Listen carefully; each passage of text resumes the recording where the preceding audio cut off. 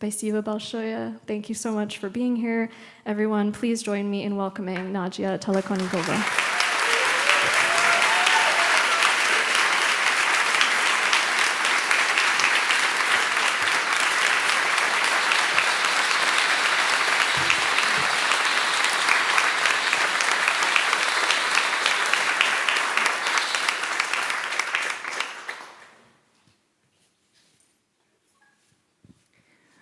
One year ago, I addressed Putin from the stage of the TED conference, and I delivered a message directly to him.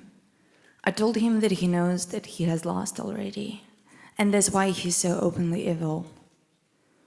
It's a wounded creature, bleeding its poisonous intestines on everyone and everything around, torturing, murdering, bombing hospitals and maternity wards.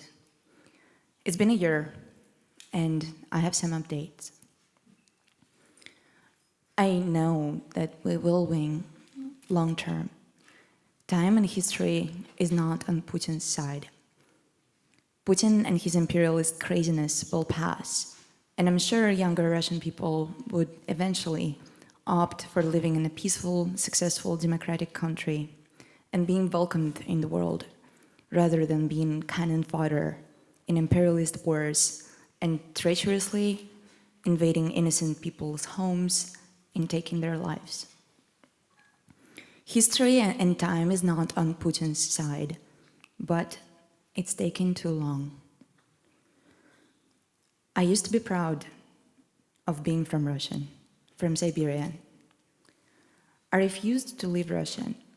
After I served 2 years in jail, all my friends abroad were asking, "Why don't you leave?" I didn't want to. I wanted to be a Russian political activist, and for that, I needed to be in Russia. After getting released, we founded Media Zona, teamed up with a group of journalists who lost their jobs because they refused to lie about the Russian invasion in Ukraine in 2014. We reported truthfully, Putin invaded Ukraine. Putin annexed Crimea. The day we got out of jail, we started to work on a prison reform initiative because we did not want people to continue dying from torture, overworking, and lack of medical treatment in Gulag.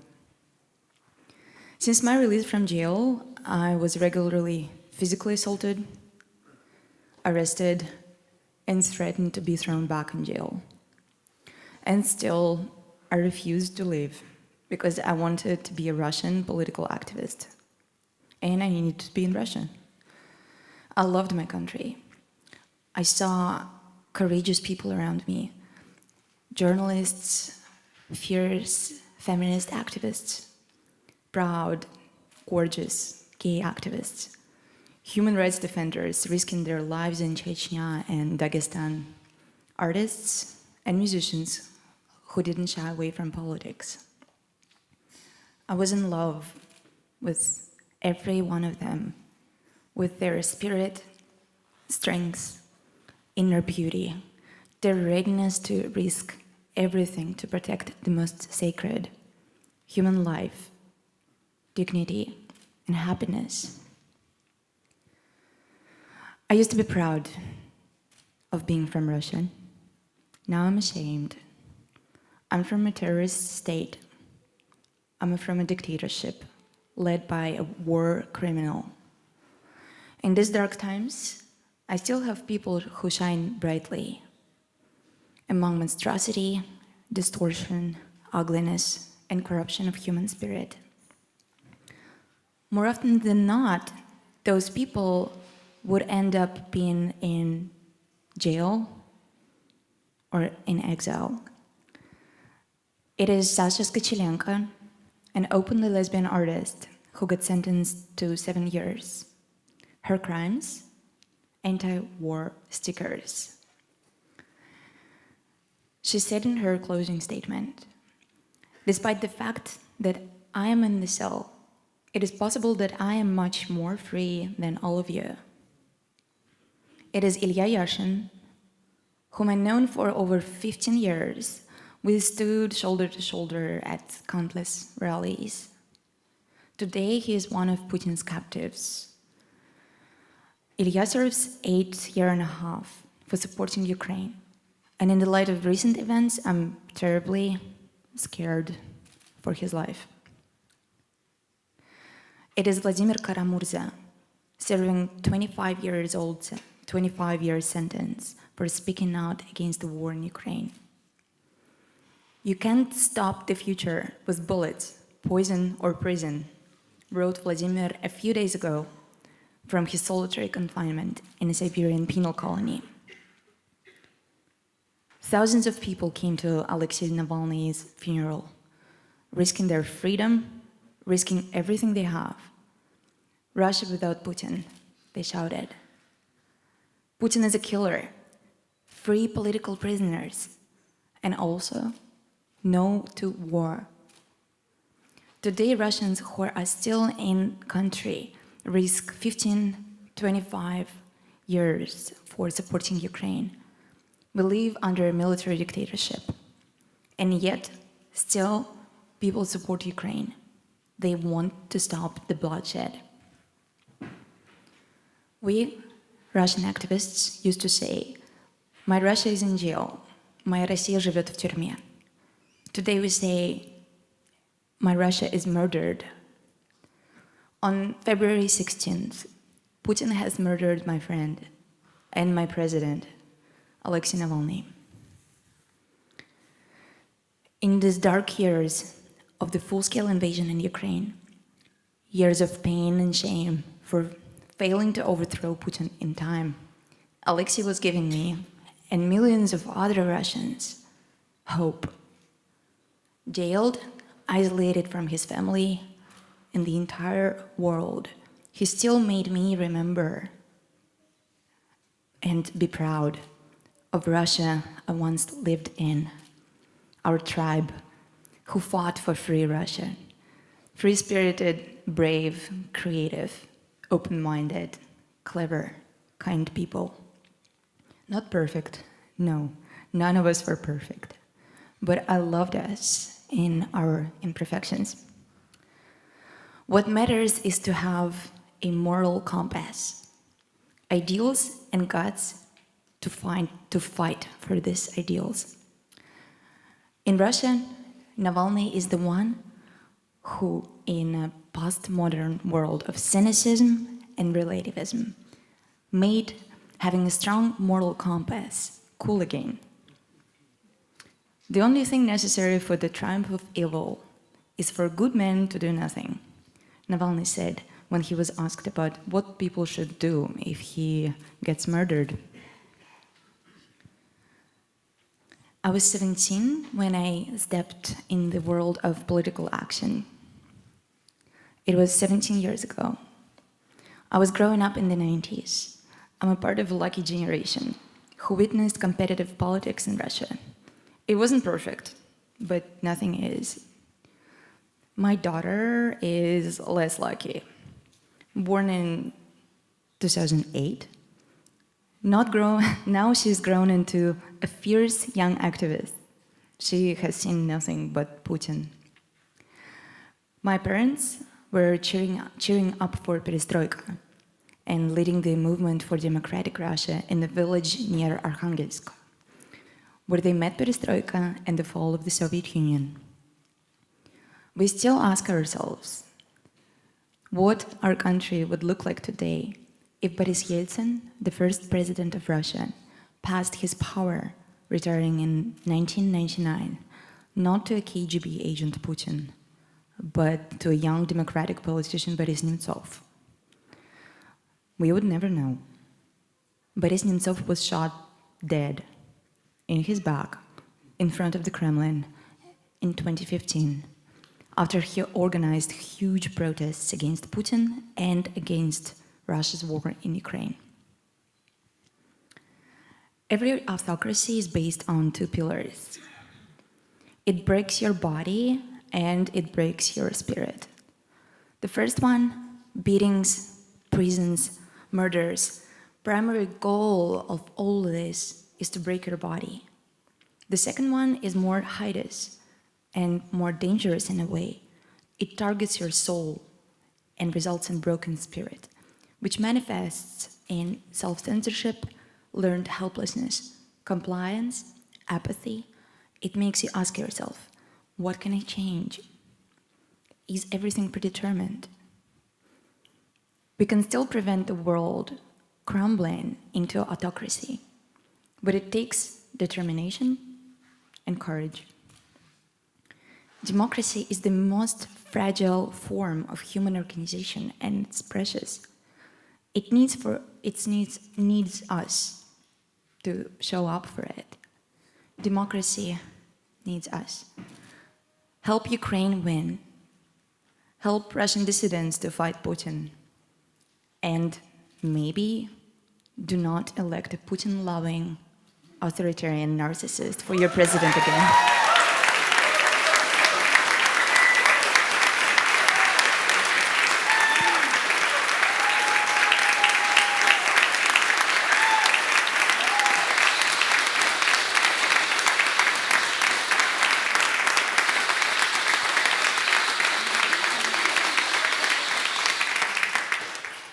Trust me, you won't love it in Putin's Russia. I'm often asked what can be done. Simple answers. First, aggressive sanctions against Putin and his circle. Second, support Ukraine with any and all resources they need.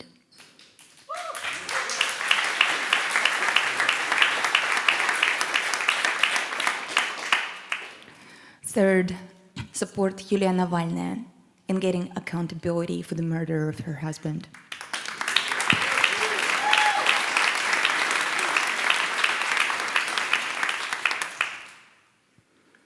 To close, I would like to address the intangible. Alexei warmed our hearts with his smile, his determination, his love. While looking at the photos of his casket yesterday, we're all left with an unbelievable emptiness. I struggled with how to put this feeling into words and share that with you all here. I considered the quote from my trial that applies here as well. Like Solzhenitsyn, I believe that in the end, words will break cement. Solzhenitsyn wrote, "So the word is more sincere than concrete. So the word is not a trifle. Then may noble people begin to grow, and their word will break cement." But this vision of hope and the cracks in the cement do not wash away the indelible images of our friend and hero Alexei in his casket yesterday. When I was serving my prison sentence alone, I escaped into the world of books. I was trapped in my cell, but my mind wandered to deep and far places. I learned that in his final week, held alone in this polar wolf camp, so far removed from everyone, Alexei was reading the novel Naslediye, which can be translated as either Inheritance or Legacy by Vladimir Sorokin. I'll close with a scene from the book about a monument to someone who has just passed away. And while I sit here with the images of flowers and photos of Alexei across the world and the image of the tears in his wife's eyes, or the image of his corpse lying in that church in Moscow, I imagine Alexei reading these very words in his prison cell. In this excerpt, Roland marvels at the monument he has just made for the deceased Dr. Garin. The marble monument rose up majestically over the sandy precipice. The yellow rays of the setting sun danced in the folds of its marble robe, glittering on its shoulders and bare head.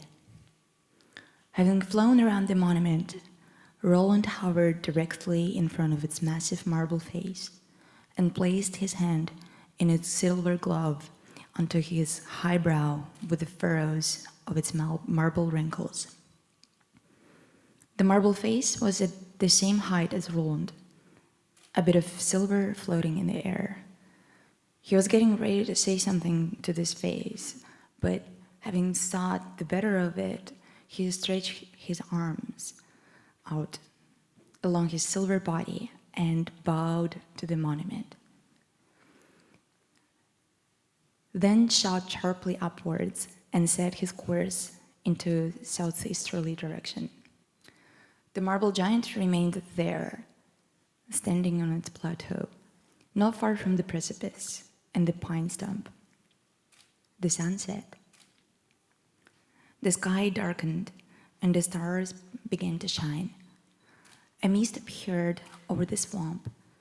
Thousands of froggy voices coming to life. Silence reigned in the crippled birch forest. The clouds obscuring the moon moved off to the side, and the moonlight came down onto the monument's face. In the moonlight, the face acquired a new expression, as if the marble giant were getting ready to ply apart its willful lips so as to inform the world that spread out all around it of something very important, but didn't yet wish to do so. In this excerpt, Roland marvels at the monument. The end of this passage can also be read as a statement about the future that is equally applicable to Navalny. We do not know yet the final words that will come from his bravery, humanity, and great sacrifice. Please stand for a few moments of silence.